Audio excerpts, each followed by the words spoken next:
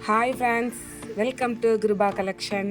இன்றைக்கி கிருபா கலெக்ஷனில் என்ன பார்க்க போகிறோன்னா, ஹேருக்கான ஒரு சின்ன டிப்ஸ் தான் பார்க்க போகிறோம்.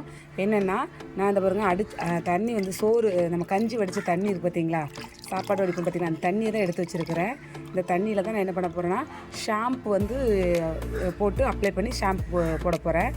ஏற்கனவே ரைஸ் வாட்டரில் போட்டால் நல்லாயிருக்கும் சொல்லியிருந்தேன்.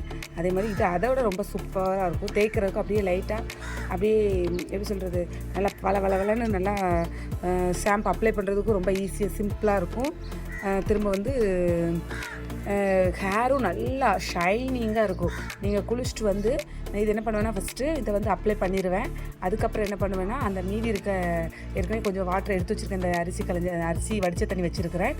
அந்த தண்ணியை வச்சு இந்த ஷாம்பு போட்டு குளித்ததுக்கப்புறம் மேலே அதை அப்ளை பண்ணி அப்படியே குளிச்சுட்டு வந்து அது ஒரு கண்டிஷன் மாதிரி நம்மளுக்கு ஹேர் வந்து நல்லா சூப்பராக இருக்கும். ட்ரை பண்ணி பாருங்கள், நல்லாயிருக்கும். இதே மாதிரி யூஸ் பண்ணி பார்த்துட்டு எப்படி இருக்குன்னு கமெண்ட் பண்ணுங்கள். Thank you friends.